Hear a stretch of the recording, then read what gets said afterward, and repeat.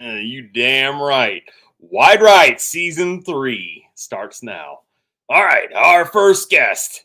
Oh, I guess he's a panel member. He's not a guest anymore. Our first guest, he's the Beast from the East. He's the assistant to the president of the Doug Flutie fan club. Please welcome the man, the myth, the legend, Lindsey Coyle. Let's get this thing ramped up and going. Did you check clear? Did my check clear? Yes. All right. Thanks for showing up. Well, I mean, this party would be kind of boring with just two of us, right? But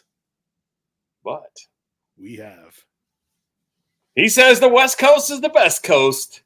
You can't spell SEC without S&C. Please welcome to the show, Cool Jude Santa Cruz.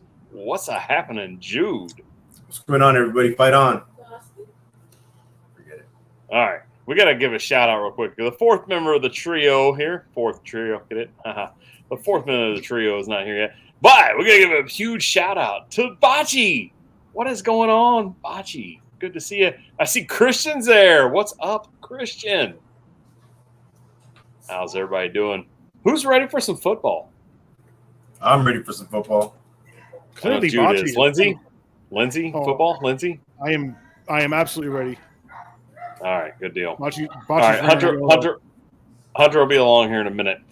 All right, let's go through. I don't know. What are we going to talk about? College football. You all have a good off season? Did everybody get rested up? Yeah, man, I get up from all my injuries. I'm ready to go. I think I got more rested up, but yeah. All right, so how we're going to do this is we're going to go, and the first week we're going to be live this week. Next week, not going to be live. We're going to be pre-recorded. So I'm just going to throw that out there right now. Just let everybody know it's going to be a pre-recorded stream next week. It's going to be a little more fun. Look for our shorts on YouTube Shorts. Also, check out our Instagrams. Jude, Lindsey, Hunter, and I are all going to be doing some fun stuff this year. The format's going to change just a little bit coming up, but nothing too out of the ordinary. We're just stalling right now. We're waiting on Hunter. Go ahead. Our pre-recorded stream will be uploaded as a premiere, so there will be interaction in the comments, just like there always is.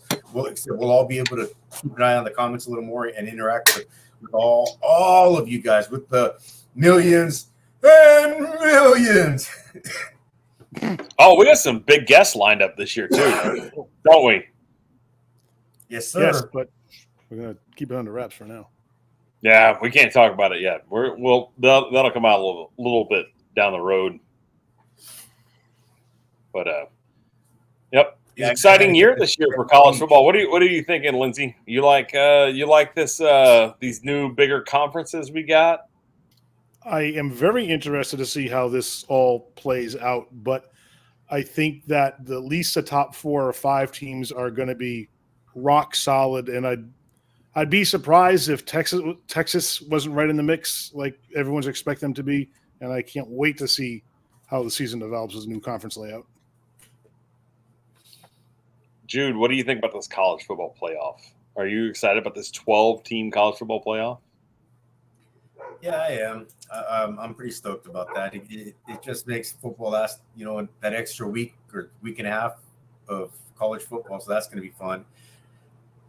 And man, it just gives more teams a chance. Now I know for a fact the 13th and 14th team are going to be like, oh, it should have been us. But you know what? The top 8 are in, so I don't care. Yeah. Well, you got 12. You got 12 this year, so we got, everybody's got a chance. Well, what do you think about this new Big Ten? Once you get past 8, it's like, you know what, whatever. But the top 8 are going to be in there, so that's what's important. What do you think about this new Big Ten? Wow, Murder's Row. A lot of travel time. Yeah, I mean, like I think I've seen. I think the what did they call that thing? What was that Russian thing that was flying around in space back in the 50s? Oh, the Sputnik. I think Sputnik's going to make less trips around the world than Cal. Oh man, I'm kind of choking on all my jokes today. I'm a little off, but it's okay. Christian, If I could figure out how to send you a link right now, I sent Lindsay and Jude and Hunter about 35 links. So if I can figure out how to do it, I will send you one. But I'm probably going to need your email. Not trying to dodge Christian. I didn't see your comment either till just now.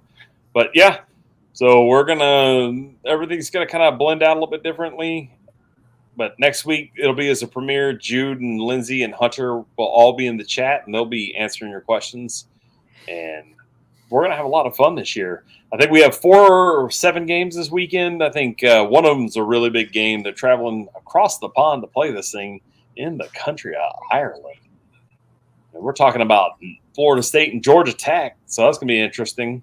Coming up early, big games. I think Texas plays Michigan in about 3 weeks from now. And that'll be a huge game. Yep.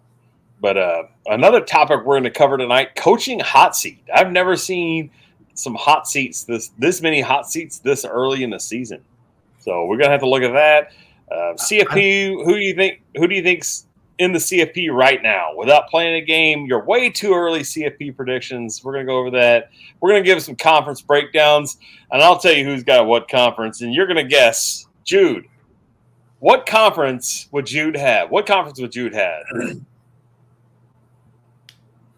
We'd be remiss if we didn't give him the Big Ten. There's no way. It's no way we couldn't give him the Big Ten. Victory and also a 2 for 2. Well, what conference the has Pac-2? That's not a conference, but anyways. And then Lindsay's going to be covering the AAC and the ACC. And if you need any more A's and C's, then you need to talk to Lindsay. Some say the best 2 conferences in college football. Hunter's will be covering the Bible Belt. That'd be the SEC and the Sun Belt. And I will have the Big 10 and the Big 12 and the CUSA. And the Big 12 is like the little 14 or the Big 7. I don't know, whatever. How many teams are in there? And there's a lot of coaching hot seats in the Big 12 this year. So we're still waiting on Hunter. I listed a couple of coaches on the hot seat. I know there's a lot more than 2, but I think the 2 hottest seats I've got down, both in the same conference too. Let me see. I'm gonna guess them.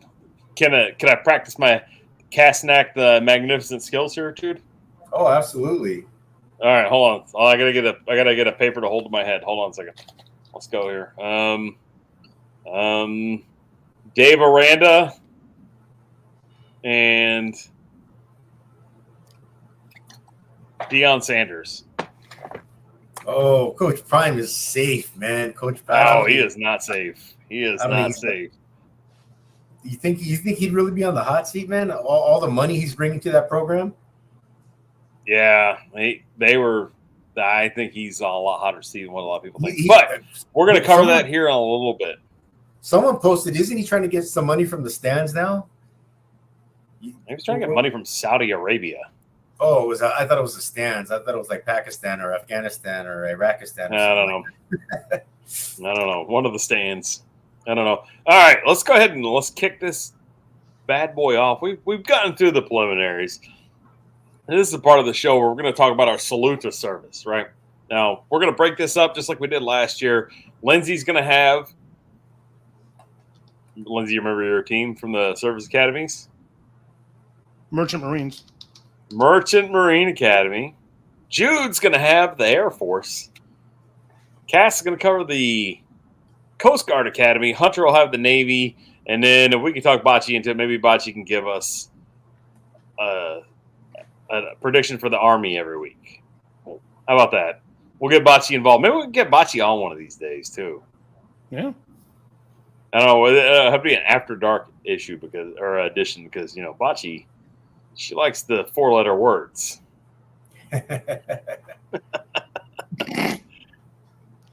Well, she's from Rhode Island. What do you expect? And she says it with the greatest accent on earth. It's not, though. Maybe. Hey, she's one of 4 people watching right now. Don't run her off. Let's not make her mad. Yeah, let's not make her mad right now. All right, so this is gonna be our salute to service academies. Obviously, we're gonna make them first and foremost. But service academies are going to play in some big games this year. I'm pretty excited about this. You know what I mean? Yeah. And who's Merrimack? Merrimack? Yeah. Well, we got to wait for the fourth member of the crew here to answer that, but I don't think they're a regular service academy. So. No, That's right. So Bocce goes, I know the big words, but I prefer the 4-letter words. Why use the big word when a 4-letter word will do? Exactly. Oh man, that's so monster. I haven't had one in 2 days. I'm working on empty right now. So, but everybody's excited. Man, we got to get this show on the road here. Let's get talking. We're gonna bring Hunter in here just a second. He's about 5 minutes from joining us. I'm gonna get my deal pulled up. You know the members, you know the channel. This is Wide Right CFB. We're gonna be on every week. Not every week we're gonna be live. Next week we're gonna be pre-recorded. We're gonna have some shorts this year. We got some really big guests coming up. You're gonna like our guests. Our guests are gonna be epic. We're gonna always start every game though, or every night with a salute to our service academies. Then we're gonna talk about winners and losers. Jude, let's start with some winners and losers from the offseason. Who are some winners from the offseason? Winners from the offseason? Yes. Ohio State.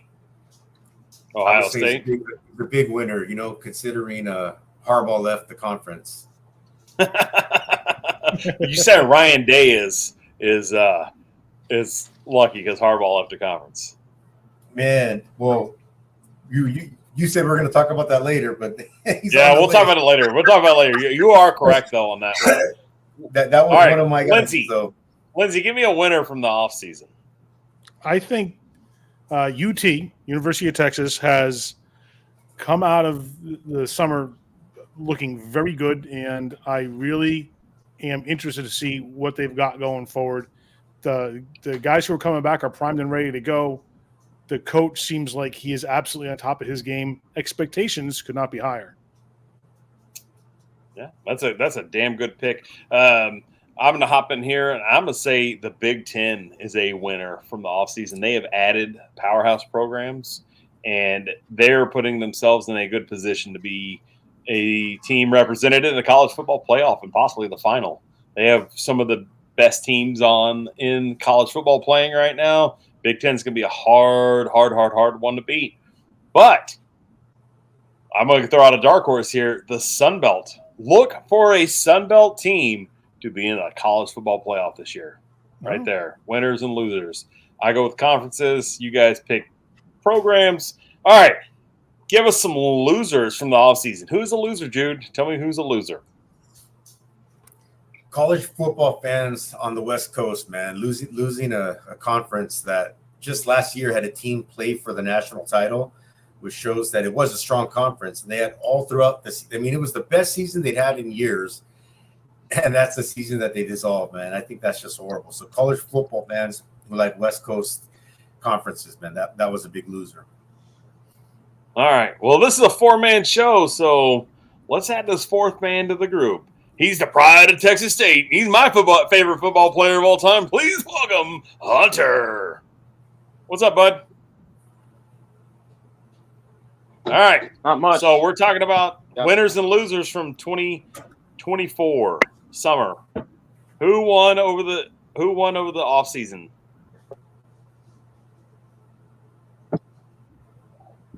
Winners and losers summer 2024. A big loser was definitely. I have to agree with Lindsay. All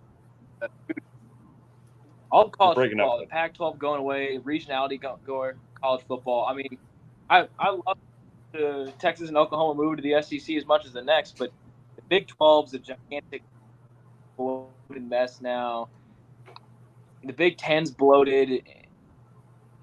And in the regional college football, especially at the Power 5, Power 4, Power 2 level, I don't think it's good for the long-term sport. It's going to make it really hard for recruits long-term to choose any schools except for the big ones, and you'll probably just see a new division of college football created pretty soon.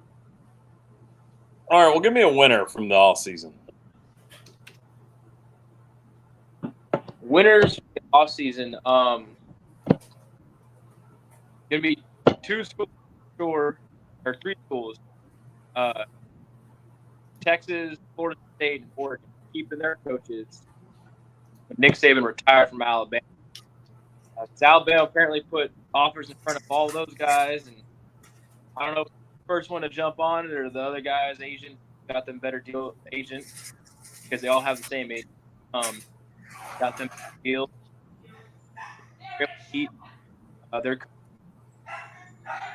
They're coming off big classes, big seasons.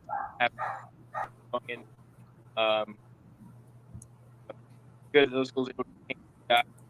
Washington. Now they did get Jed Fisher as a coach. Have probably a pretty decent long career there at Washington, but not leave for the NFL. But keeping those guys pretty important for the schools. All right.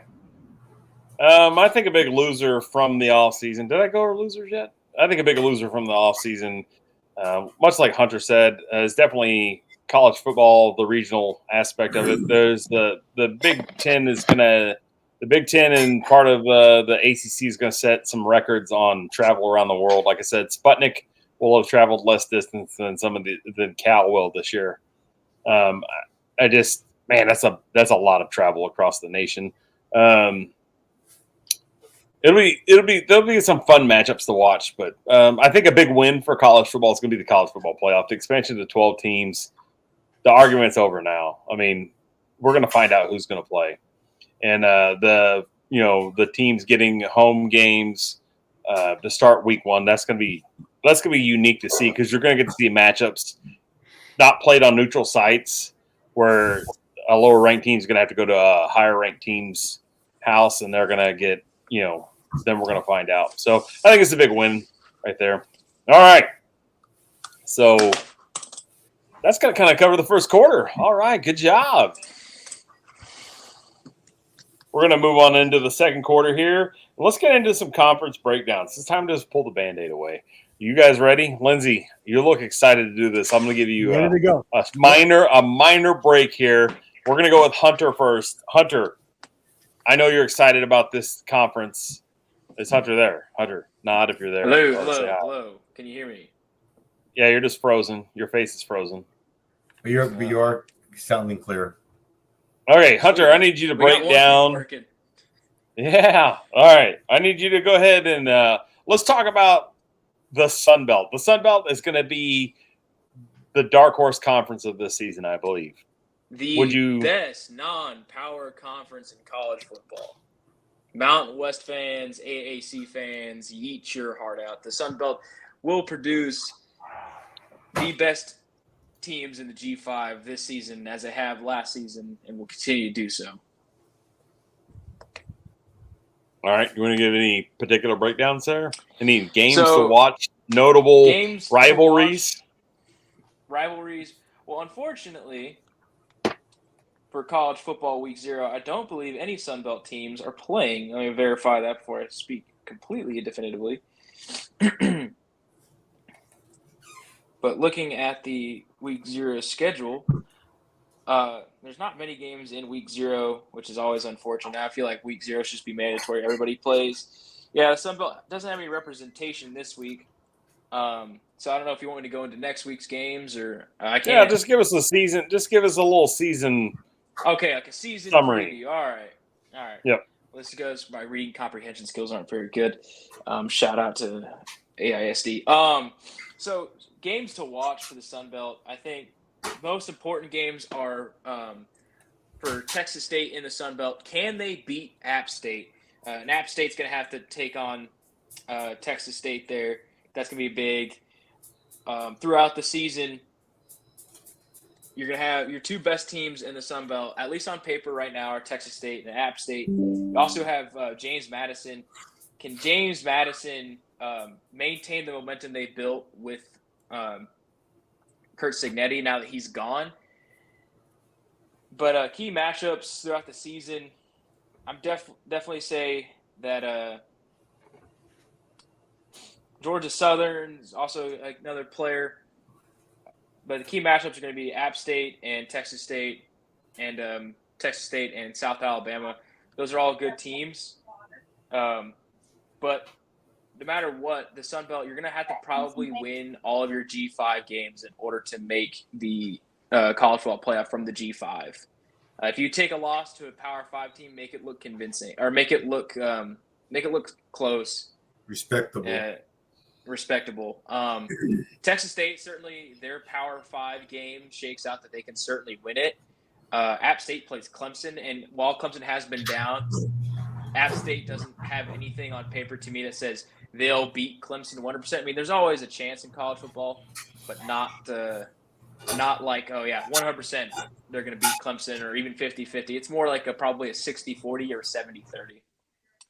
And another big game for App State, absolutely big game. This will probably define the G5 to a large extent, is Liberty versus App State.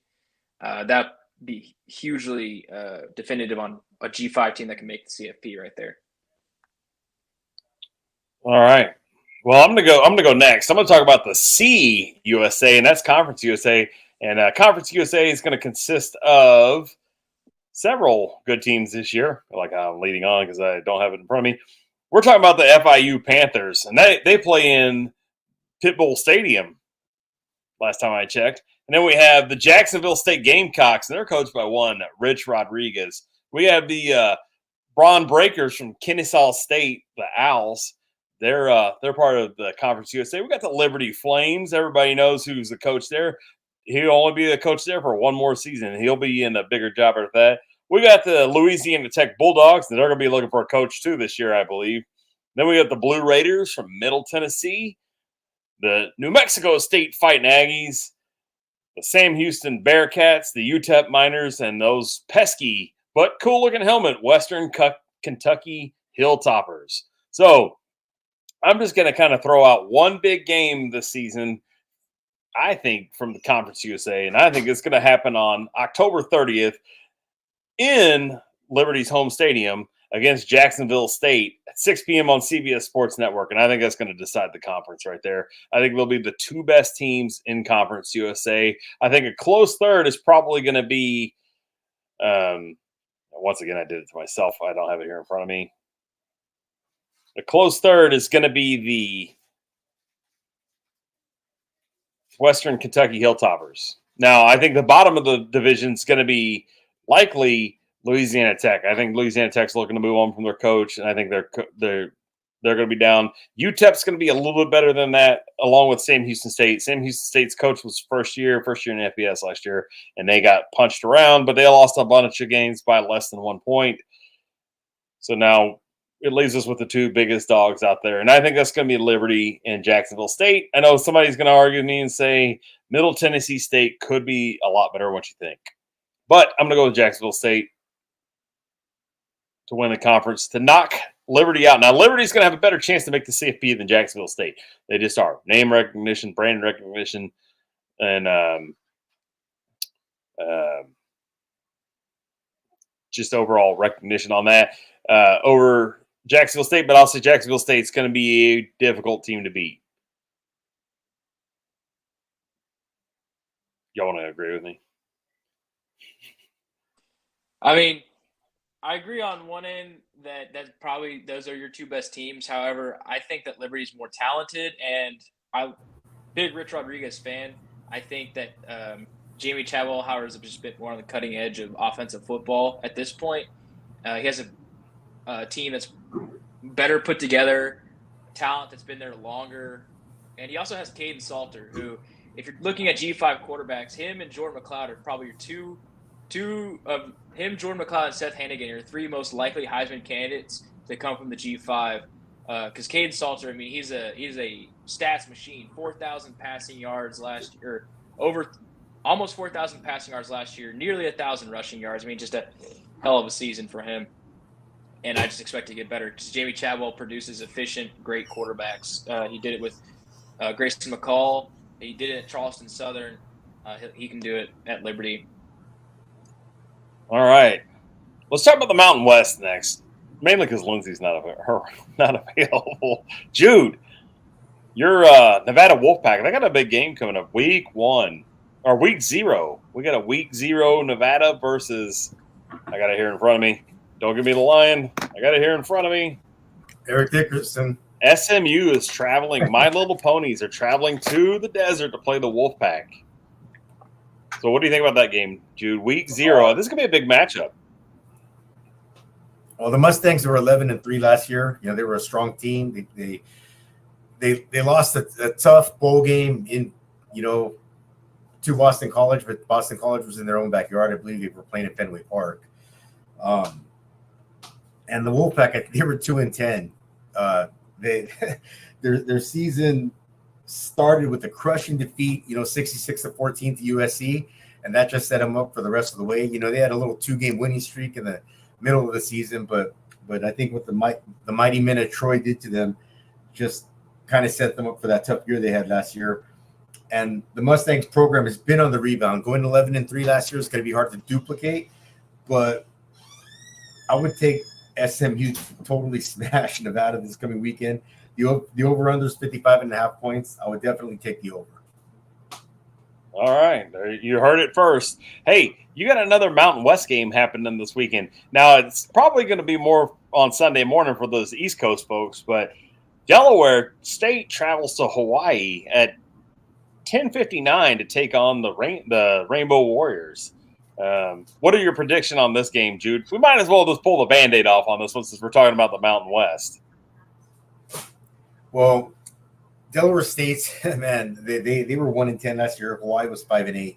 There's actually no line on this game because everyone expects Hawaii to smash them, and I expect the same. The over-under is 56.5 points, and I would take like the way over that. I don't really expect much from either team, but Hawaii's definitely going to smash them this week. All right, I'm going to ask everybody on the panel who's going to stay up till midnight to watch this game. It'll only be 9 o'clock for me. We all are. Don't be surprised if we don't jump on at some point, maybe during this game, just cool. To check the integrity of our fans. All right, Jude, tell me who's going to be the best Mountain West team this year. Is it going to be the Air Force Falcons? Is it going to be the Boise State Broncos? Are we talking about upset-minded Nevada Wolfpack? Or are the Wyoming Cowboys with the new coach going to be a threat? Who do you have this year, Jude, winning this conference? I'm going to have to go with the Falcons. You know, Air Force, they're consistently year in and year out, you know, they're going to vie for this championship. You know, Fresno State will probably give them a run for their money. And that's probably Boise State, you know, they've fallen off over the years. But I think it's going to come down to whoever wins between Air Force and Fresno State. All right. I think that'll be Lindsay, are you ready? You ready for this one? I am ready. I gave you one of the toughest conferences on the planet to talk about. Do you know any of the teams in this conference? Which one, ACC or AAC? The AAC. I've heard of them. It's the American Athletic Conference. It is. But the good news is one of these teams actually plays in the area that we live in. When you say the area, do you mean like the central United States? You know, there's more teams from Texas in this than anywhere else. Well, yeah, that's true. There's a few. I don't know. There may be North Carolina may be represented equally in this one. I'm perusing right now, but regionally they do match up pretty well because we have the the Black Knights of the Hudson, that'd be Army. Now they're not exactly in our region, but the Charlotte 49ers, we have the East Carolina Pirates, the Florida Atlantic Owls, the Memphis Tigers, the Navy Midshipmen, the North Texas Mean Green, the Rice Owls, the South Florida Bulls, the Temple Owls, the Tulane Green Wave, the Tulsa Golden Hurricane, the UAB Blazers, and the UTSA Roadrunners. So, Lindsay, tell me something you know about this conference. I know that these are teams that are not going to be super competitive. We really lack the powerhouse teams in this conference, but that doesn't mean that we're not going to see some good interconference games and see some good close play, which make for exciting games, even though the teams, once they get out of their conference, may not be as fairly matched. But I do want to see how well Rice does, and I want to see how well Navy does. I'm particularly interested in them. I have a particular affection for those teams, so I'm interested in following them specifically. And of course, I'm always interested in the Texas teams too. So we'll see how it all plans out. But I like there to be some competitive and close games within the conference. All right, I'm gonna throw a couple of bold predictions out here. All right. I'm gonna say South Florida's gonna get the upset of the century. South Florida Bulls. Century. They're gonna get. All you got to do is check their schedule, and you know what I'm gonna talk about. I'm gonna help you out. I'm gonna say that EJ Warner is gonna lead the Rice Owls to the most victories they've had in a decade. I'm gonna say the Black Knights of the Hudson are gonna probably be the best service academy team this year. They're gonna beat Air Force. I know Hunter's probably mocking my name right now. And the UTSA Roadrunners are gonna win this conference hands down. Now, unfortunately, I think there's gonna be some coaches from this conference that aren't gonna be college football head coaches next year, and that's just unfortunate. But from the American, South Florida, you think they're going to beat Alabama or Miami? made you look tonight. I'm throwing it out there, Jude. I'm throwing it out there. Oh wow, man! You should have done this when you said that. You'd ask me what kind of medication I'm on. I like the what? The great I thought Kaz Little man. John was on with us for a second. The great Kaz. Okay. Yeah. Yeah. Oh man! All right, we'll let Hunter come back to life. You know why I know who? You know why I know who Little John is? Because I watched an episode of Beat Bobby Flay. Just recently. He was Okay. I only know him from All Dave right. Chappelle's show. That's I know him from the same place. All right. So, all right, let me get back to my notes here. I'm totally unprepared, like always. This is a regular thing. Always unprepared. So we're gonna do that, and then we'll do honorable mentions because there's some other independents out there. Now I want to talk about an independent right now because, well, I can't. You know, I'm one of four on the show, so I can take some time here. I'm gonna talk about the Notre Dame Fighting Irish. Notre Dame's got a big test, first game of the season in College Station versus the Aggies, and I think Notre Dame's gonna win this game. Now it's not gonna be close. It's not gonna be a blowout. It's gonna be a close game. I think they're going to pull it off. I just think Notre Dame's got a better defense, better ability to run the football, better ability to control the flow of the game. Look for Notre Dame to win week one. That's a week from this Saturday. Unfortunately, I won't be able to go to the game. It's kind of disappointing, but I will be sitting in my easy chair watching the game and cheering on my team. And I got to thank my son right now because my son did me a solid. I know Jude's burning in his seat right now. He's like, Cass, if you ever speak that name again, I will kick you off the stream. But I'm going to bring it up. My son got me this for Father's Day, and it's possibly the greatest Father's Day present of all time. And it's a Champions hat from Notre Dame, right? Check it out. Check it out. Look at that. It not only is it a Champions hat, this is original. This isn't like a remake. This thing's from the 90s. So it's legit. That's so pretty cool. I guess a big shout out to my son. Thank you, son. You know what a big Golden Domer I am. You know I have two college football teams, and my two teams are Texas and Notre Dame. And man, I was so pumped to get this. So I only have one thank you, correction. son. It's not from the 90s. It's from 1989. Well, you know what I mean, though. But it That survived the 90s, 2000s, the 2010s, now the 2020s. Jude, if he ever comes to the house, he's probably going to burn this thing. I'm just telling you right now. You know, it's a good possibility. Jude's like, get this shit out of my sight. Well, I mean, it wasn't like Jude, if you ever come to the house, please don't burn my hat. They didn't beat USC for the national title that year. USC was like a 7-win team that year. No, Hey, you don't. Incorrect. USC was 10-0 and the number 2 ranked country in the nation on November 23rd of that year, and Notre Dame went. The number 1 Notre Dame went into SC a 4.5 point dog, and Tony Rice and Notre Dame beat us 27-10. And then we went on to lose to Michigan in the Rose Bowl. But we were not a 7-win team. We were the number 2 team in the country that was favored in that game in Vegas over that team. So that one hurt. Who was the quarterback at SC that year? Greatest SC quarterback ever, in my humble opinion, Rodney Peete. Oh man, better than Leinart?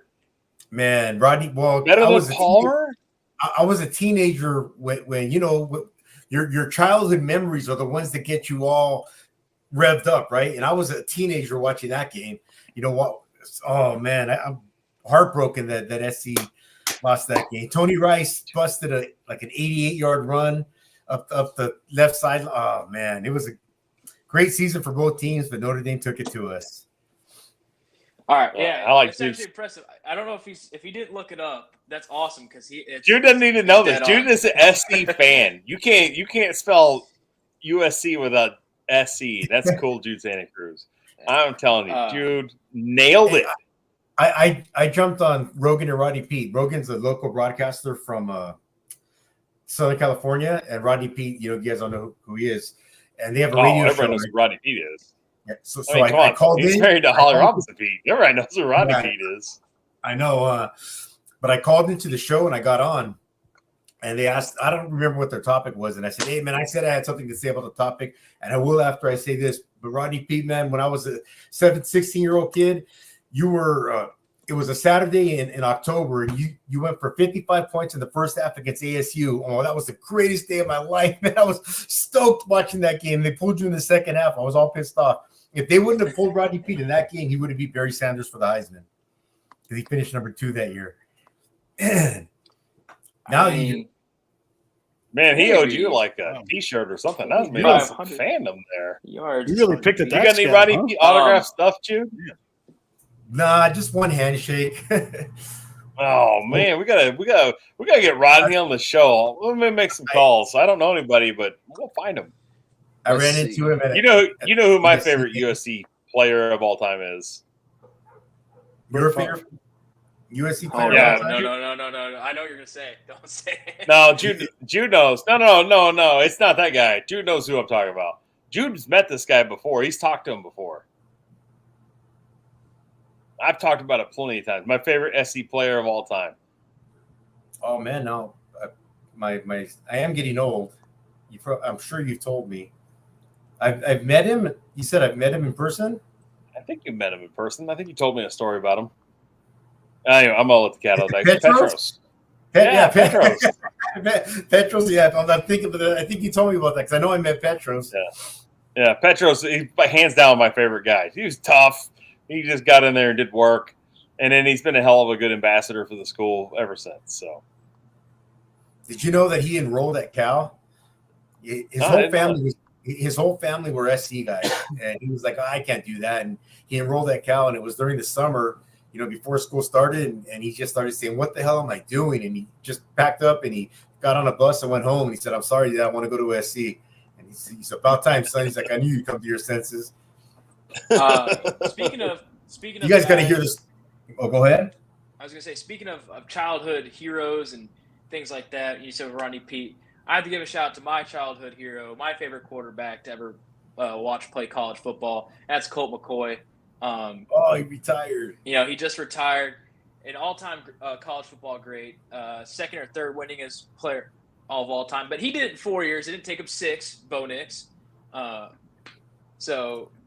It's pretty cool, I guess, to see. I mean, I remember pretty much every game that Colt McCoy played at Texas, and even the one that he didn't get to finish. But just to see him retire, I mean, it's cool. Unfortunately, I never really got to meet.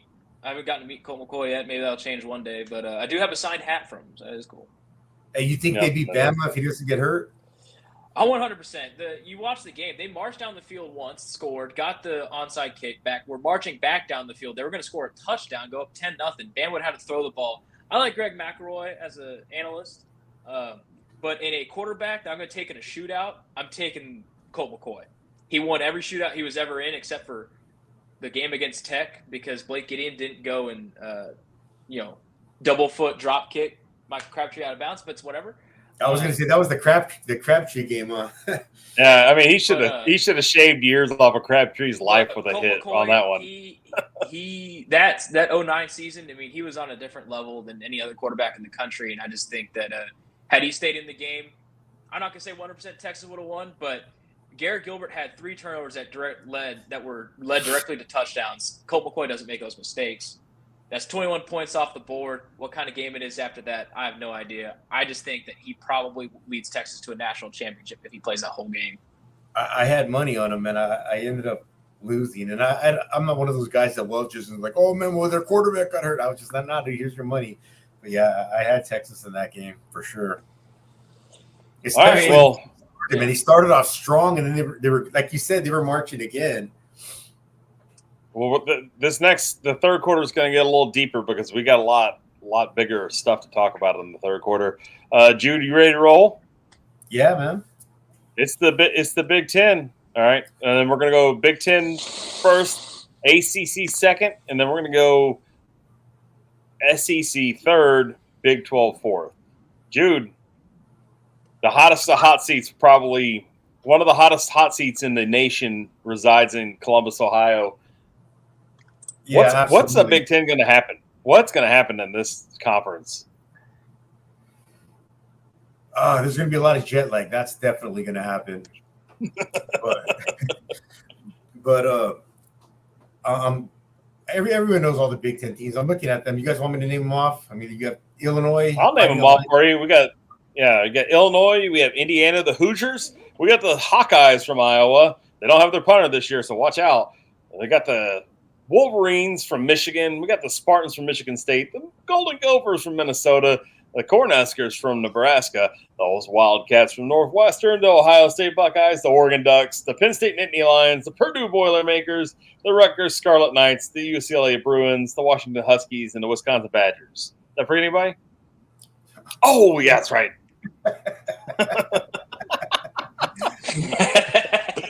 Oh, man. I got to bust Jude's balls all the time. It's just a requirement. So, all right, Jude. I can tell you, there's a lot of big teams in this conference. I mean, there's some bad teams in this conference, but you've got. Let's just go with the cream of the crop off the top. I think the 2 best teams in the conference are probably Oregon and Ohio State. Just brass tacks off the top. Now, I think there's another level right below them, and I think that's where we're going to find USC, Penn State, and I mean, it's going to be hard to even deny Washington right now because they still have a good coach. I mean, like the guy that left Arizona and came to Washington is a good coach. This guy can coach football, and he's brought on some talent with him. So he didn't have, quarterback's going to be a question, but they're still going to be a good team. I think they're going to be there. And then you have another level below them where I think the Nebraska Cornhuskers, the Northwestern Wildcats will exist, and you can't count on Iowa's defense, but you can always count out their offense. And then after that, and Wisconsin's there too. But then after that, the pool gets pretty deep. So, what do you think? What's your thoughts on the Big Ten there, Jude? Who do you think the top is? You can be a homer too. This isn't one of those streams where you got to give me what you don't want to say. But if you want to go and I'll defend Jude before he puts USC in the top 10. USC just got Deshaun Foster, one of the top 10 defensive coordinators in the country, and they still have Lincoln Deshaun Riley. Foster's the UCLA head coach. Not Deshaun Foster, the guy that Deshaun Foster replaced in season. Who's the DC at USC, Jude?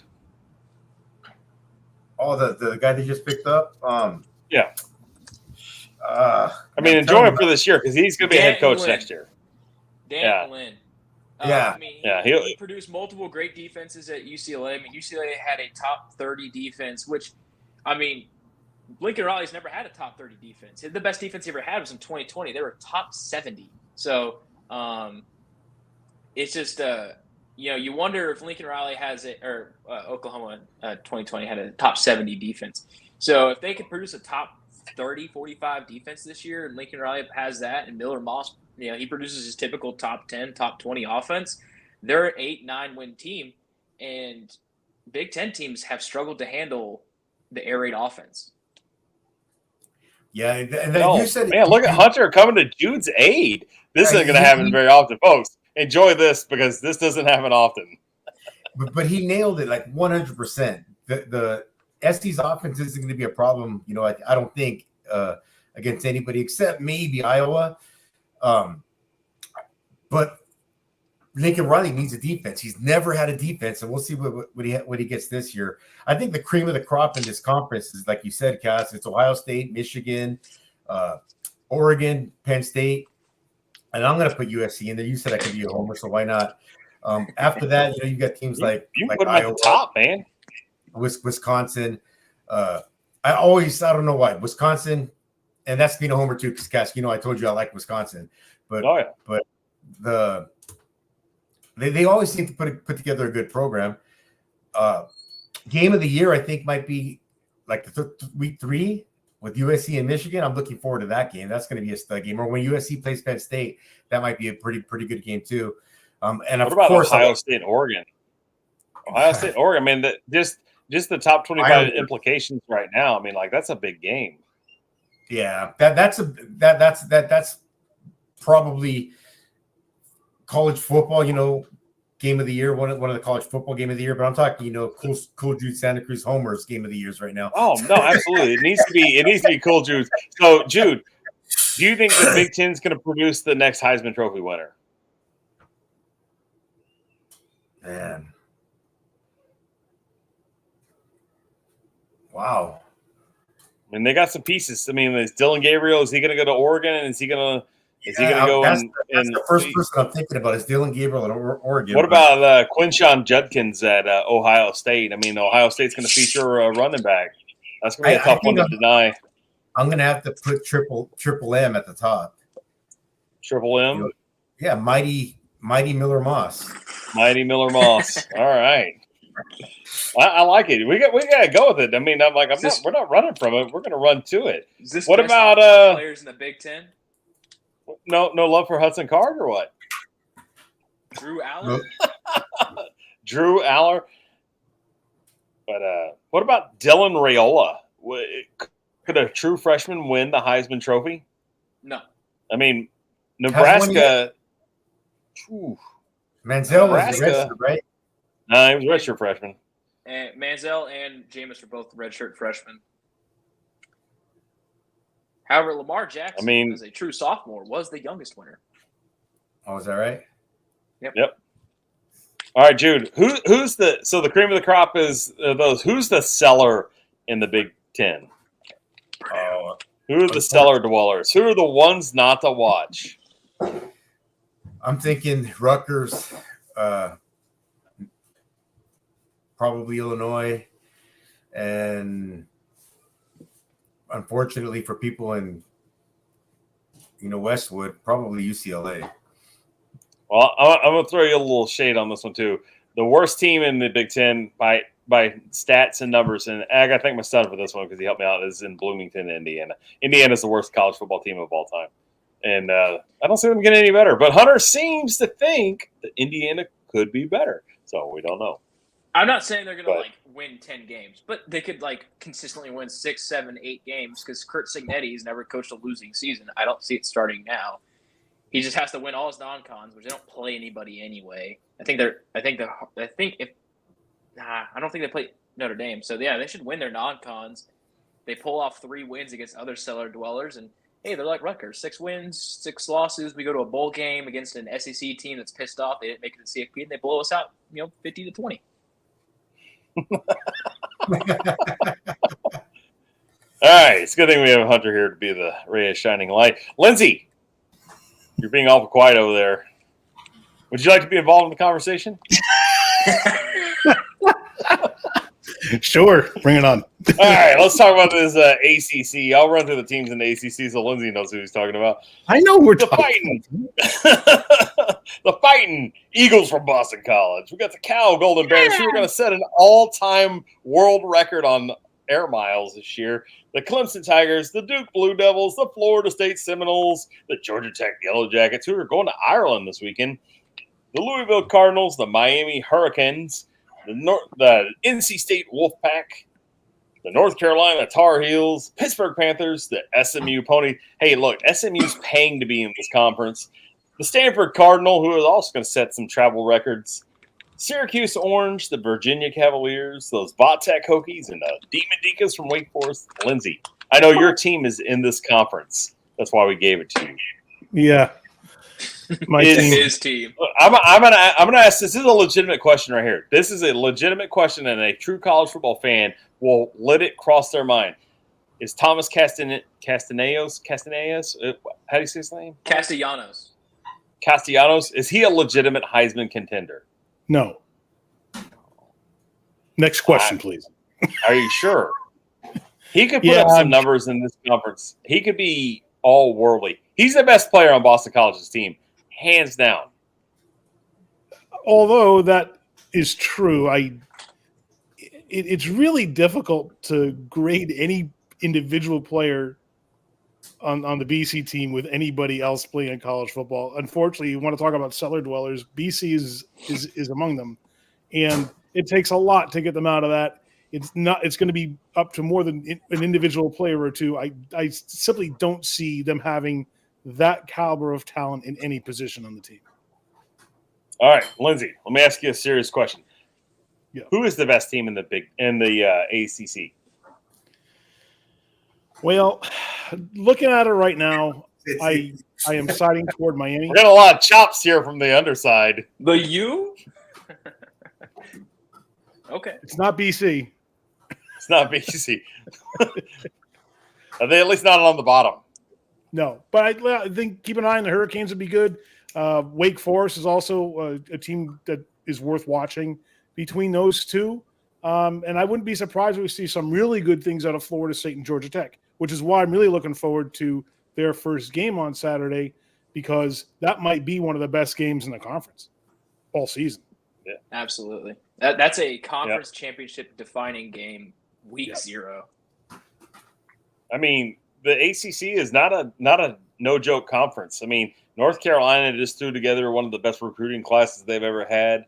NC State is a silent but deadly team in this conference. Louisville only needed a quarterback last year, and they would have won the conference. Miami's definitely a lot better than they were last year. SMU, not an easy team to beat. You know, they're willing to travel, and they've got a good offense. Preston Stone's a great quarterback, and he's going to be a name to watch in this conference. Clemson's definitely not the watch. They won the most recent national championship out of your conference. Georgia Tech, you know, in Florida State, that's a game to watch. I mean, like, talk about a treat for a week 0 game. You get to watch. This isn't like last year where Notre Dame and Navy were playing in Ireland. This is a top tier matchup, right? Like, this is a top 30 versus top 30 teams playing each other. So I think the ACC is going to have a lot of good games, and a lot of like records are going to fall, and travel is going to be one of them. And I'm interested to see what the attendance is going to be like in Dublin. I don't know what Ireland's appetite is for American college football. That game generally turns some good fans out. I'm glad to hear that, because I think American style football has been growing in popularity in other countries too. That's why I like seeing games played in the UK and the NFL. It'd be nice to see something like that in Dublin and see how well it's received. If they serve alcohol at the stadium, I'm pretty sure that the stadium in Dublin will be filled. I don't think there's a public setting in Ireland that doesn't serve some kind of liquor or alcohol. I thought that was a requirement for a public event. Yeah. Who's going to be the guest to flip the coin? Conor McGregor? Conor McGregor. No. Sinead O'Connor? No, that's not going to happen. Whoever it is, they're going to need a Ouija board or a crystal ball. Okay, I apologize. Ripping up a picture of the Pope again. Yeah, I don't think it's going to go over well. Yeah, that was horrible. No. That was on Saturday Night Live, right? Yes. Yeah. All right, Lindsay, who is the worst team in this conference? I could point out there's a couple. Yeah, it's going to be a race to the bottom in my mind. But Boston College is going to be right there leading the way. Golly, you have no faith in this team. I don't really. No, I don't. Is this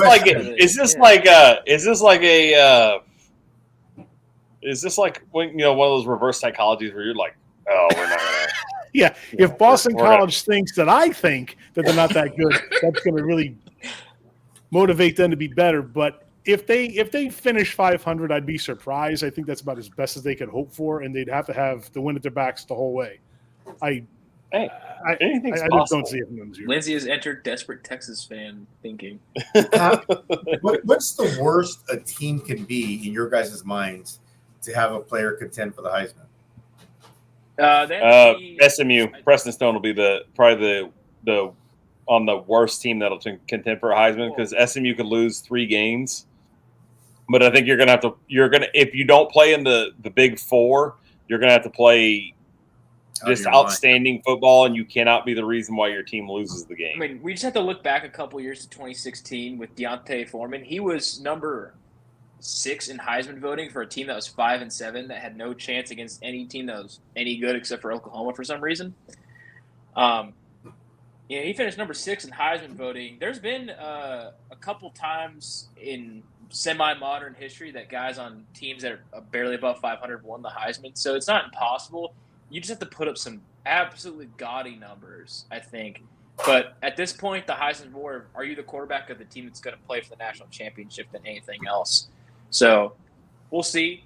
But, I mean, if you put up 2,000 rushing yards as a quarterback and you throw for like 3,000 more, you'll be in New York. Oh, gee, you think he's going to put up 5,000 yards total offense? No, I'm Preston Stone? Preston Stone will put up 5,000 yards offense, without a doubt. But that'll be through his right arm more than anything else. Yeah. Hey, he'll have 1,000 just in scramble yards. Have we gone over the Big 12 yet? No, we're gonna get there. It goes last. Okay, cool. Yeah, it goes last because I'm the one with the Big 12. All right, Lindsay, I didn't mean to cut you off on your own conference. I promise we won't do this often, but it's all right. Lindsay, do you believe there's a Heisman Trophy contender coming from the ACC? Hunter is confident that there is. Yep. Me, not so much. I don't know. It's you just gotta give me a yes or no. I'd feel more comfortable making a prediction after week 2 or 3 to see how things shake out. I'm gonna ask you this question until you give me a real deal answer. All right. All right, Hunter. It's that time. You ready? Always ready. All right. We're covering the SEC. The conference, the Crimson Tide of Alabama. And see. We got the Arkansas Razorbacks, the Auburn Tigers, the Florida Gators, the Georgia Bulldogs, the Kentucky Wildcats, the LSU Tigers, the Mississippi State Bulldogs, Hail State, the Missouri Tigers, the Oklahoma Sooners, the Ole Miss Rebels, the South Carolina Gamecocks, the Tennessee Volunteers, the pesky Texas A&M Aggies, those damn Texas Longhorns, and the Vanderbilt Commodores. Hunter. Is there a Heisman Trophy winner in this conference? I think that most of college football will be shocked if he doesn't come from this conference. There's you have 2 players right off the top of anyone's head in the SEC, 3 actually. Carson Beck, Quinn Ewers, and Jalen Milroe. I mean, those guys, and Jackson Dart as well. Shout out to Jude, who's getting ready to correct me there. Those 4 guys could easily. Oh man, it was coming. Those guys are going to put up, if their teams are where they need to be at the end of the season, those guys are going to put up Heisman numbers, each one of them, if they take their team to the national championship or close to it. And any of those guys could deservedly take the Heisman. I mean, Garrett Nussmeier of LSU is another one. He's probably a dark horse right now because no one really knows his name unless you just religiously follow college football and have nothing better to do. Anyway, he can also be a guy that puts up gaudy numbers because he's throwing to LSU wide receivers, which they just seem to churn out first-round picks at ease. It doesn't matter the coaching staff, the coach. They just, here you go. Those are guys, at least immediately off the top of my head, that could do it. Blake Shapen out of Mississippi State. He's going to play in an offense that throws up ridiculous numbers. Nico Iamavela out of Tennessee plays an offense that puts up ridiculous numbers. So I think it's unfortunate, but a lot of these guys will be based off the fact that their teams are going to have good records, but they're going to put up big numbers. Jackson Dart, Quinn Ewers, Carson Beck all put up big numbers already. So all right, Hunter. the same way. All right, Hunter. Now we know who the top 25 is projected to be the top of the SEC. Give me the dark horse of dark horses in the SEC, and you know where I'm reaching on this one. The dark horse of dark horses, the team that I expect to play. I'd say I give a 30% chance to play in the SEC title, or 25% chance to play in the SEC title, which is pretty good. And that is the Missouri Tigers. I think that that's a team that's quietly built itself into a very hard team to beat. They have an excellent wide receiver in Luther Burden, a great run game that doesn't matter who it is. They plug and play running backs now. Brady Cook, while he's not going to play meaningful NFL football, he is a consistent, good quarterback. And Elijah Drinkwitz has built a great team that's quietly been extremely effective with the talent they have. And they could be one of those Michigan type, like they've been a top 25 recruiter. So they have the talent, not necessarily the big name talent, but they have the consistent interior line talent to go and win the SEC, possibly, and certainly compete in the college football playoff. I would be shocked if Missouri doesn't make the CFP in some form this year. All right, Hunter, who's the top of this conference? Who's the best team in this conference right now? The best team in this conference, it pains me to say, but it's the Georgia Bulldogs. There's no team with more talent over more years with a more proven coach in college football at this point. Nick Saban retired, or more rest, or more arrests. They do like to go fast on and off the field. There you go. Followed closely by the Texas Longhorns and the Alabama Crimson Tide are both right there. What about Tennessee? How close is Tennessee to this? I think Tennessee is probably number 6 in the conference. You have a true redshirt freshman quarterback. A lot of questions on the defensive line, except for James Pierce Jr. But he doesn't make up for the fact that the interior run defense may not be there. It certainly wasn't last year. A lot of teams just beat Tennessee by running the football, killing the clock, and ending the game. And that's another significant possibility. Tennessee's pass defense was also not great last year. They do return a good corner and some safety prospects, but there's a lot of question marks on Tennessee's defense. Their offensive line, so a lot of people are going to say the offensive line is great because they're going to look at the rushing numbers and say, oh, well, this is proof that they have this great offensive line. You can't do that with the veer and shoot offense. You can't look at the rushing numbers and just instantly say great offensive line because the veer and shoot offense has these huge, massive wide receiver splits. They're out on the hashes, right? And that gets an empty box. So you run the ball. So between the 20s, veer and shoot offenses will run the ball a ton. But inside the 20s in the red zone, that's when you really see if it's a truly good offense or it's just, bread. You know what I mean? It fills you up, but it doesn't do anything at the end of the day. So we'll see. All right, Hunter. Which overblown fan base, which over-the-top fan base thinks their team is the best in this conference? You know where I'm going with this one. Let's see. They have a song about a school. They are about in the middle of nowhere. And I think I was there not too far long ago. Oh, the Texas A&M Aggies. There you go. I got to needle them every chance I get. Oh, my gosh. God love them. They get to play Texas this year. God love them. They asked – no, they didn't ask for it. Texas actually asked for it. I forgot. They try to dodge the game. They've talked about going to the Big Ten to avoid staying in the SEC with Texas. So, A&M fans, every chance I get to needle you, I'm going to. Notre Dame's going to beat you by 10. The biggest game, at least in the preseason, we'll see. Of course, I'll tell you right now, A&M could win 2 games this year, and that's all their fan base would care about. They just got to beat Arkansas. They got to beat Texas. And Mike Elko could probably just go 2-10 his entire career and keep his contract. All right. Well, it's not going to happen, but I think we've kind of danced around a little bit. The SEC is going to get a lot of love this year. A lot of love.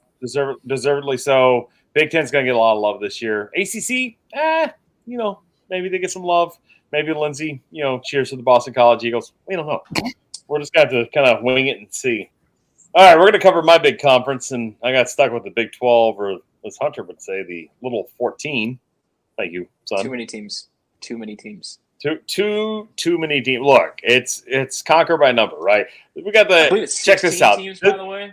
I don't know. I don't have enough fingers and toes to count that high. So we got the Arizona State Sun Devils. We got the Arizona Wildcats, who dark horse. I think their quarterback could be the Heisman Trophy winner. We have the BYU Cougars. We get the Baylor Bears, the Cincinnati Bearcats, the Colorado Buffaloes, the Houston Cougars, the Iowa State Cyclones, those pesky Kansas Jayhawks without Jason Bean. He's finally in the NFL. I saw him. I promise you he's not there. We got the Kansas State Wildcats. We got the Oklahoma State Cowboys, those TCU Horned Frogs, the Texas Tech Red Raiders, the UCF Knights, the Utah Utes, and the West Virginia Mountaineers. Now, if I had to tell you a team I'm going to pick, if I'm going to put money on a team today that's going to play in the college football playoff, I'm picking the Kansas State Wildcats. Now, Oklahoma State is a damn good pick. They got a quarterback that's as old as me. They got a coach, coaching, his best football, and they got the best running back in the nation right now, a guy that could win the Heisman Trophy as well, in Ollie Gordon. But in order to win the Heisman Trophy, he's going to need to stay out of jail, and they're going to need to stay undefeated. So this Kansas State-Oklahoma State matchup, that's going to be a big game. Now, when we talk about Heisman Trophy potentials, the quarterback from Arizona has to be mentioned in the Heisman Trophy race immediately. He is one of the most talented quarterbacks I've ever seen. It's got to be there. I would say Ollie Gordon has got to be in the conversation right now, along with Avery Johnson. I think those three, their teams are going to run through them. Their season's going to run through them the success. Now, we always say in football, one player doesn't make a team. Well, one player makes a team a lot better. Those three players make their teams a lot better. So, the bottom of this conference, Cam Rising's got to stay on the field. You can't make the club from the tub. You know what I mean? It's a tough game, but he hadn't been there enough. He's got to quit taking the Looney Tunes hits all the time. He goes up, runs like Wile E. Coyote into stuff all the time. He's got to stop doing that. Got to see his best version of himself this year. They got the defense to prove it. Kyle Whittingham is the top defensive coordinator in this conference. There's not anybody better than him. I know that Lance Leipold is there, but Lance Leipold is not as good as Kyle Whittingham. Kyle Whittingham and Morgan Scaley are the best DCs in this conference. You talked about we started the stream talking about winners and losers. And I think two huge winners are Arizona and Utah because they were players in the Pac-12. And now they're moving to a Big 12 conference that lost Texas and Oklahoma. And if you look at especially Utah, what they used to do before they joined the Pac-12, they were a BCS bowl team, quite often. And now that they're going to be playing they're still in a power conference, but the power conference lost their two best teams, and a few years ago lost what was probably the third best team when A&M went to the SEC.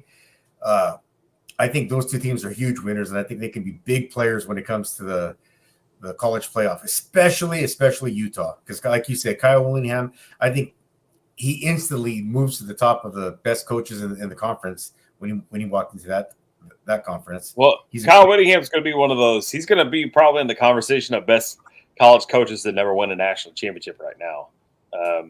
You can't deny what he's done in Utah. I mean, he took an Urban Meyer team, yes, but he's done it for 15, 16 straight years, 17 straight years without Urban Meyer, produced powerhouse defenses, NFL talent. 19. The guy 19. I don't have that many fingers and toes anymore. So, Urban Meyer's players definitely all gone by now, except maybe Bo. Well, they're all. But we cannot. We cannot talk about, I know Utah's great, but we can't talk about without Kansas State. Kansas State, top to bottom, is going to be one of those teams that's going to be able to run the ball. They're going to be able to play good defense, and they're going to play just the basics of football. They're going to play the basic crux of football, but they're going to be really good at blocking, tackling, and they're never going to be out of shape. And they don't have to play Texas or Oklahoma anymore. So they can go and they can start over in this conference. Now, some teams on the rise in this conference, definitely Arizona is going to be one of those teams you got to watch. You just cannot take your eye off them. Iowa State's going to be there with Matt Campbell unless the Michigan job becomes available right away, and then Iowa State can take a nosedive if he gets hired earlier in the season. And we can talk about it in the coaching hot seat here in just a few minutes. West Virginia, dark horse, absolute dark horse. Neil Brown is coach for his job every year. He's going to coach like he's coaching for his job. He only knows one way to coach. West Virginia could be a team right now that could beat anybody in this conference. And Morgantown is not a place you want to go play. I like the UCF Knights, especially when they play as the Citronauts. That's one of the coolest uniforms in football. And I think Gus Malzahn is going to send a couple coaches to their coaching graves in this one. Oklahoma State, Mike Gundy, he's a consistent, above average coach. He's a man. He's 57 years old now. I would look for Cincinnati to be up this year. There's no reason why they're not going to be. They had a good recruiting class. Their coach, believe it or not, Jeff Satterfield, he's going to do a better job. They're going to be a 6-6 team. They're going to, they weren't good last year, but they're going to be bowl eligible this year. And then, man, we could have a lot of coaches from this conference fired. And why don't we just hop right into the fourth quarter and let's talk about the coaching hot seats. And we're going to stay in the Big 12. And I'm going to go with one of the hottest seats in college football. That's going to be Baylor Bears. And Baylor has informed their coach, well, according to rumors, Baylor has informed their coach that he could be fired at any point in the season. So what that means is he's not going to be back next year, and he could be fired after a bad loss. And that leaves he could be. I don't know. They may fire him in the clubhouse. Like Herm Edwards got fired on the field. But you know what? Herm Edwards took his firing like a man. I got a lot of respect for Herm Edwards. He did a lot of great things at ASU, and they haven't been the same since he left. Hey, he recruited a lot of good players on those teams. They had multiple guys that were first and second round draft picks. That played at other teams, and it just seemed like he had never had the support of the administration at Arizona State. Yeah, and then one of the hottest seats that nobody's talking about is Kalani Sitake at BYU. I think if that BYU has a bad season, they can move on. Like Hunter said, Bronco Mendenhall's out there. He's back in coaching again. They could definitely go back to the well and bring back Bronco Mendenhall. Just reunite. What's Ty Detmer doing these days? He's counting his dollars. But he'd be one to get, right? So Ty Detmer fits into this Big 12 model of this high, powerful offense. Because, he's a Lavelle Edwards guy. It'd be an interesting fit, but I would imagine him not having a ton of college football coaching experience. He'd be probably a little bit lower down on another name list. to watch for that. BYU's defensive coordinator. There's a lot of positive talk about him being a head coach. So if Kalani Sitake is fired, you could see BYU promote the defensive coordinator to head coach and rip off the interim tag and leave him there. And then you become, who do they hunt for offensive coordinator? You guys at all worried that Sark might want to go back to his alma mater? No, he's not leaving Texas for BYU. Now, I wouldn't be surprised. I mean, if that shit happened, you might as well just, shut the program down. Yeah, I mean, if you lost your coach to BYU, it's time to just go do something else. If you're a school like Texas, I wouldn't be surprised if they look and say, "Hey, AJ Milwee." Dumbo left FSU, which I thought was ridiculous. I was like, yeah, but he's not. He's not a. But A&M paid more than FSU. No one knows at the time, but FSU did not want to pay Jimbo what A&M paid him, and also there's a lot of other personal issues that are more rumors and message board stuff than anything else. But I think there's a lot more to it than just lateral move. I think he saw the money at A&M and saw an opportunity.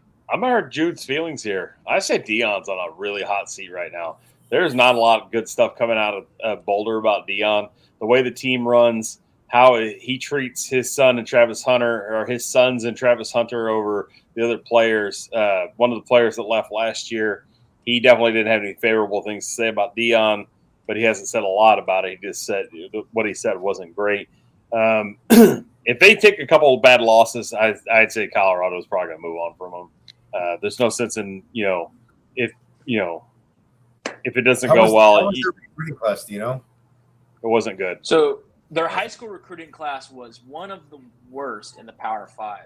It was only buoyed by Jordan Seaton, a 5-star offensive tackle prospect. So we'll see how that turns out. They did do fairly well in the transfer portal in terms of guys they brought in, but they also lost a lot of their key transfer portal players, flipped and went elsewhere pretty quickly. The back of this team is going to be built off of, can they protect Shedeur Sanders, and can he speed up his process? He had one of the longest time to throws in Power 5 college football last year. So we'll see how that develops. Travis Hunter is an elite player. Travis Hunter's. Nothing I can say about him negative. He needs to quit taking the Looney Tunes hits. He needs to quit playing offense. I love that he does. He needs to quit playing so many offensive snaps. He's a great cornerback. He's a great cover corner. Do that. Maybe step on the field for a deep pass every 40 plays, but don't play 150 snaps. There's no point in that. Like, I get that it makes them look really good and they want to have a Charles Woodson type guy. They're not going to have a 1997 Michigan season to get him a Heisman anyway.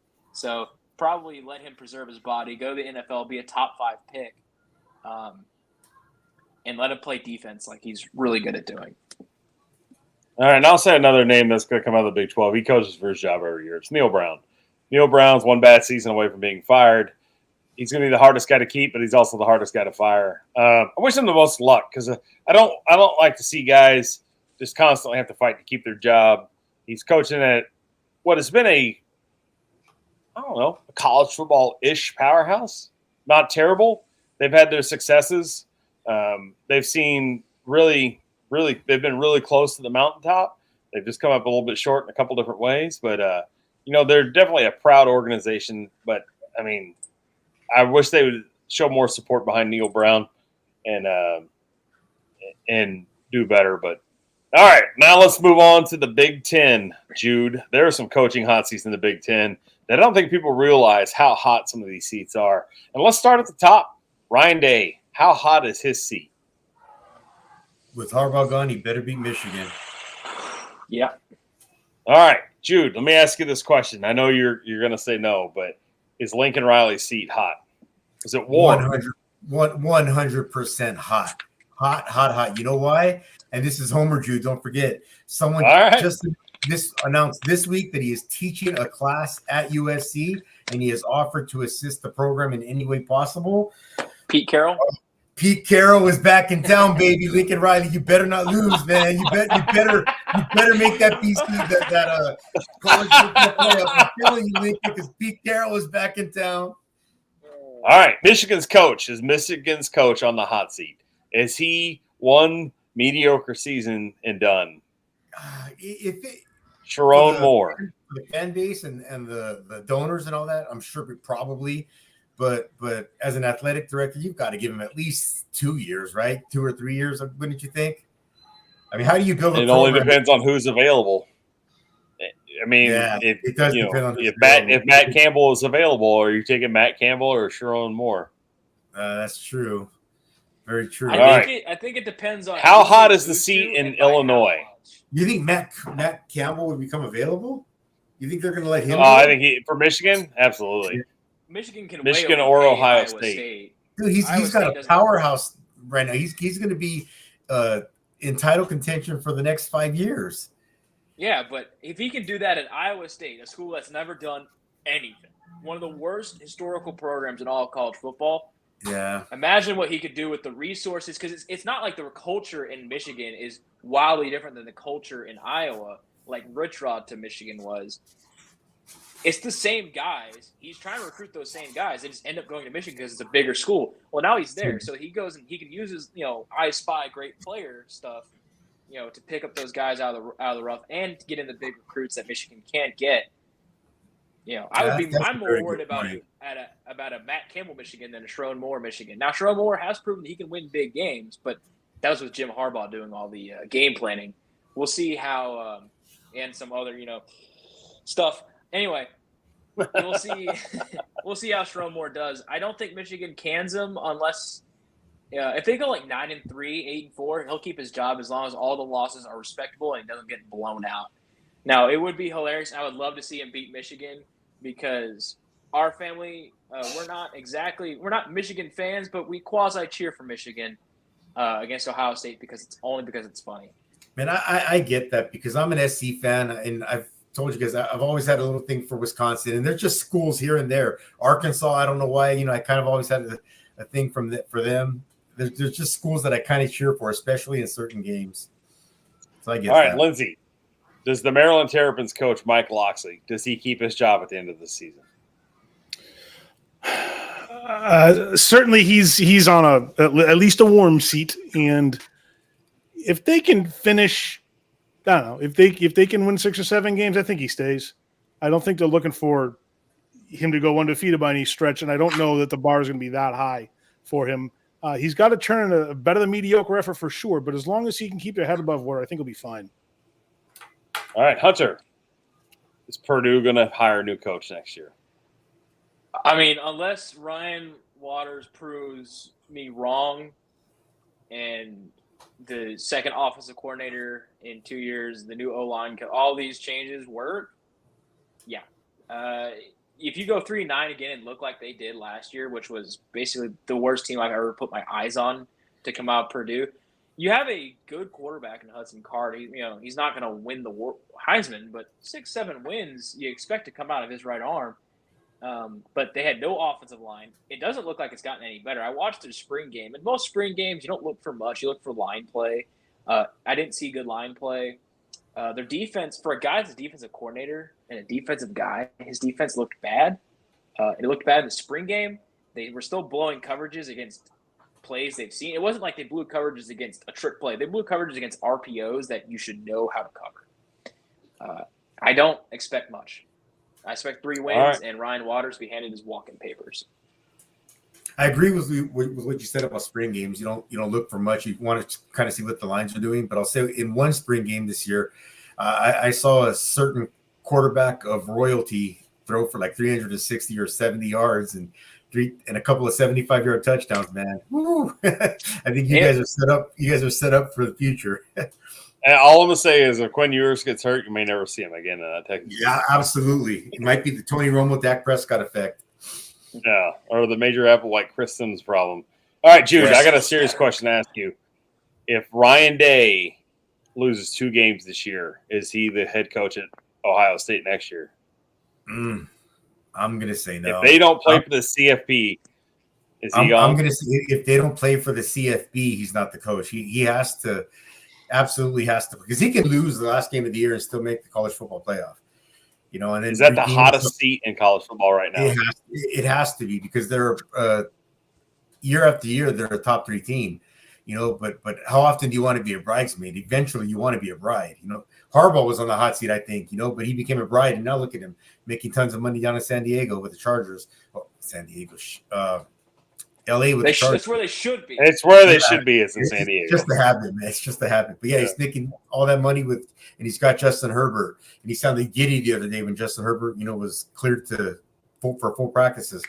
But yeah, Ryan Day absolutely has to play for it. Now, I don't necessarily think he has to win, but if he plays for and gets blown out, he's gone. If he doesn't play for, he's gone. But he absolutely has to play for the national title.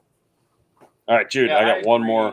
I got one more because there's 3 Cowboys fans on this deal. 3 Cowboys fans and 1 Patriot fan. Is Dan Lanning going to be the next head coach of the Dallas Cowboys next year? Is who? Dan Lanning. Oh, man. Him or Belichick. No, I hate to say that, because that's conceding Dallas' season. No, either way, I think Big Mike's going to retire at the end of the year. I don't think whether they win the Super Bowl or that. I think this is his last season by his choice.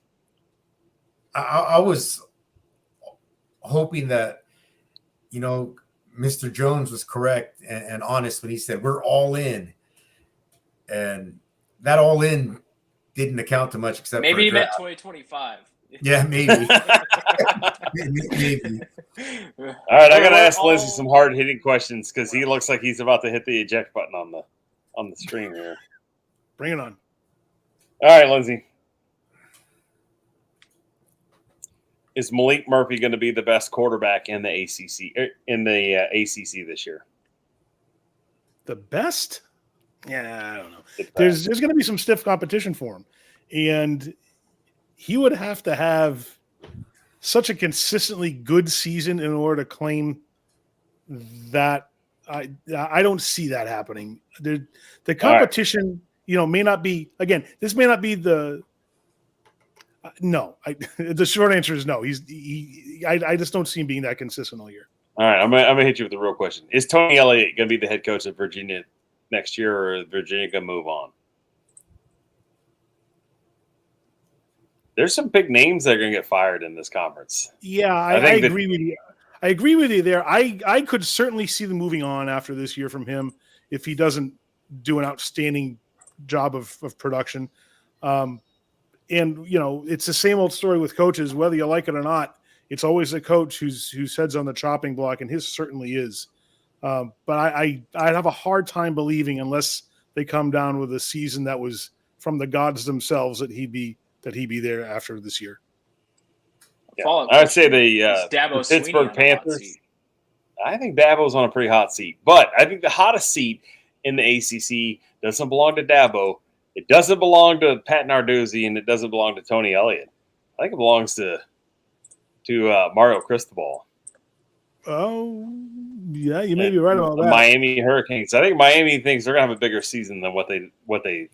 I think their plans are a pretty big season. So, with that said, I think he's on a hot seat. We're gonna roll over to the American Conference. That'd be the AAC. And Lindsay, I'd be lying if I knew any of these coaches in here.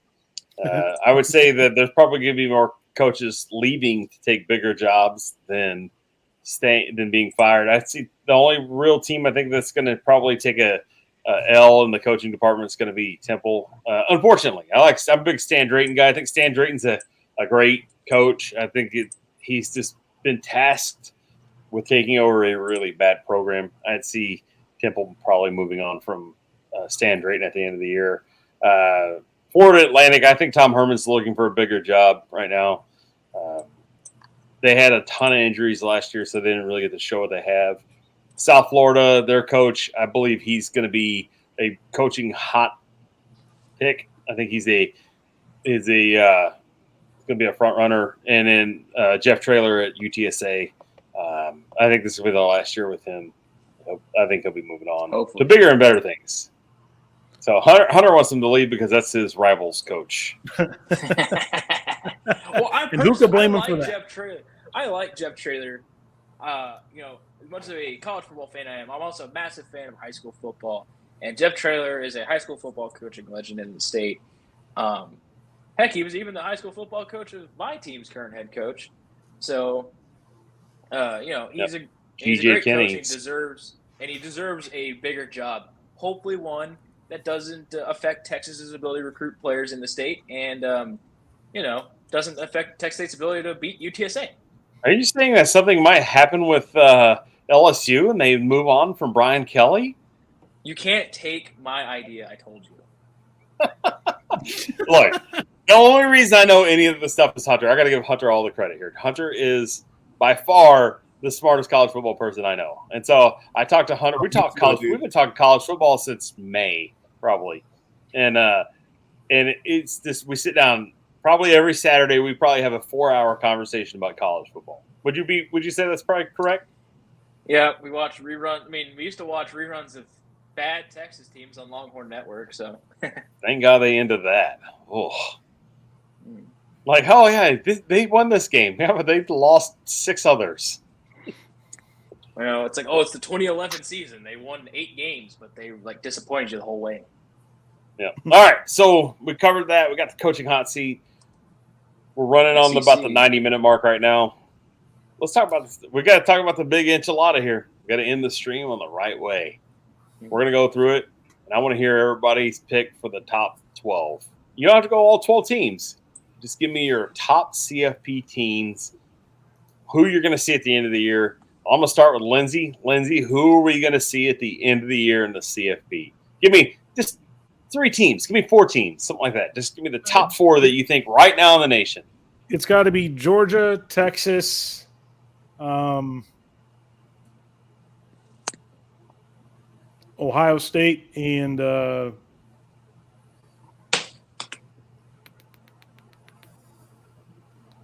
are my top 3. I kind of had some toss-ups going on in my 4, 5, and 6 picks.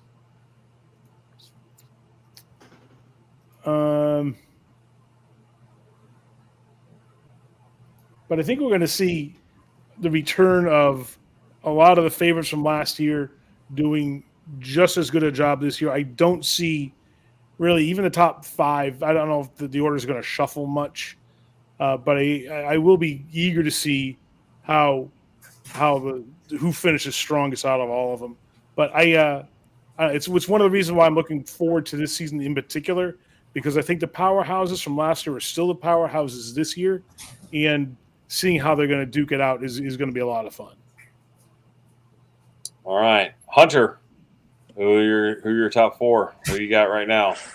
All right, so your top 4 are going to be, until I'm proven otherwise, and I would love to be proven otherwise, the Georgia Bulldogs at number 1. At number 2, the Oregon Ducks. At number 3, the ACC champion, who I believe, along with Lindsay, will be Miami Hurricanes.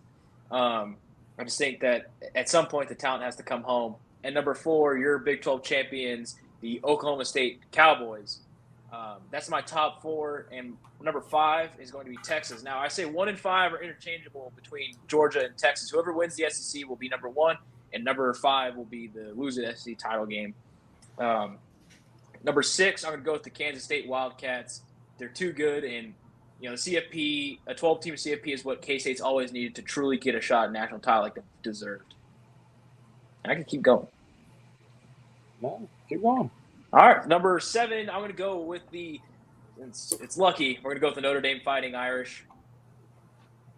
Number 8, probably going to be Ohio State.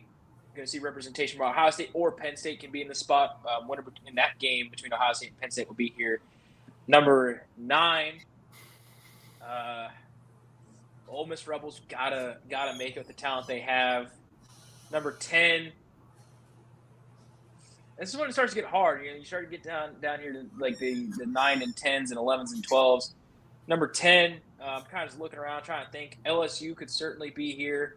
LSU or Missouri, I'm going to put it between those 2 teams. Number 11, the worst Power 5 team to make it. Ooh, that's tough. It could come out of the Big Ten. It could come out of the SEC. I'm going to go with why not the Utah Utes? Why not? They make it in here somehow. And then number 12. All right, shock me with your number 12 pick. Everyone knows my number 12 pick is going to be the G5 team, the best G5 team. They'll be 13-0. The greatest team to come out of this school, the Texas State Bobcats, led by Jordan McLeod and G.J. Kinney and Ishmael Mahdi and Joe Dirt, will be 13-0, representing the G5 in the CFP. All right, Jude. All right, I'm going to give you my top 12 plus number 13, which is the odd man out. All right. Okay. Number 1, I'm going to read it. I have it written down. Number 1 is the Georgia Bulldogs. Number 2 is Ole Miss. Number 3, Ohio State. Number 4, the Mighty Men of Troy, USC Trojans. Number 5, Notre Dame. Number 6, Alabama. Number 7, Utah. Number 8, Oklahoma State. Number 9, Texas A&M. 10. Number 10. Not a believer in the horns. Number 10, Arizona. Number 11, Oregon. Number 12, Texas. And odd man out, when that Baker's dozen, number 13 would be Clemson. All right, I'm only going to go with 5 because I think there's only 5 teams that deserve to be spoken about right now. I'm not going to go with Georgia at number 1, believe it or not. I don't believe they're the best team in the nation because that moniker belongs to the Ohio State Buckeyes. And they will have the best team. They have the best team in the nation right now, not Georgia. Georgia will be number 2. The Texas Longhorns will be number 3. The Golden Domers from Notre Dame will be at number 4. And my 5th team, and I am stretching on this one, is going to be, drum roll, BC. Anyone? No, not BC. No, not BC. Not BC. The Utah Utes. There you go. I said it.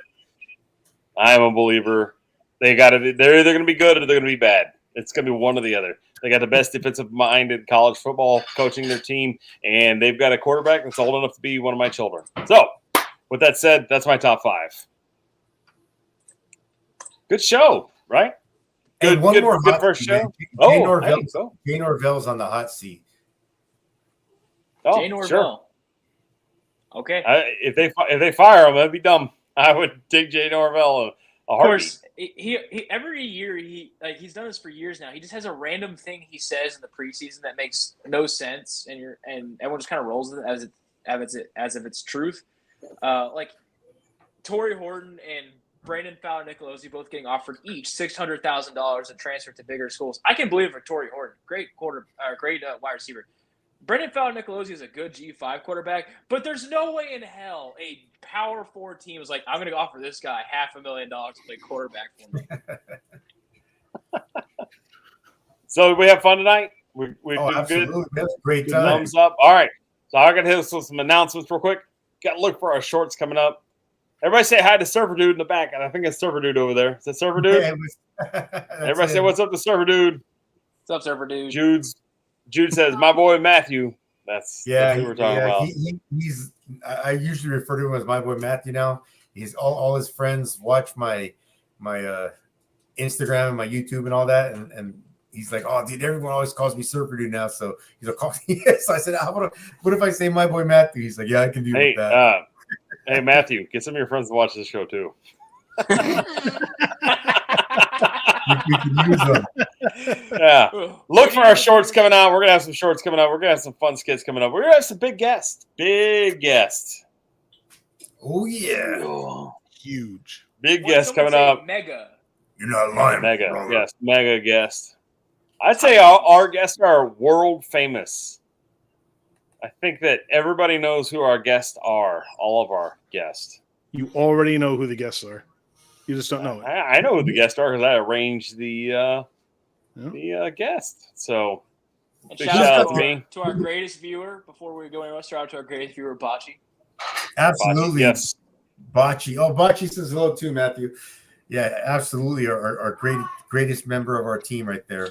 She provided us all with our bocce balls. Yep. Everybody's got a bocce ball. Maybe we can talk her into making some more bocce balls one of these days. And we talked about hot seat. Who's got the coolest seat in the country? The coolest seat in the country? Dan Lanning. What about Troy Calhoun? Yeah. They can have a down year. He's safe. I don't think. I mean, you're coaching at a service academy, so you're just coaching within restrictions. So it's not a fun job. Nobody wants that job, and he's the best at doing it right now. So I would say that, bocce. Hunter does have a bocce ball, but he could use another one. Where I'm at. Yeah. So he's in the transitional phase here. So he's going to be moving soon. So he didn't have a lot of stuff. Hunter, can we give you a shout out? Sure. Just. Am I allowed to? Can I talk about what's going on tomorrow? Exactly where I'm at. Yeah. All right. So I can't tell you where he's at, but I'm gonna tell you tomorrow. Hunter gets something pretty interesting, pretty cool tomorrow.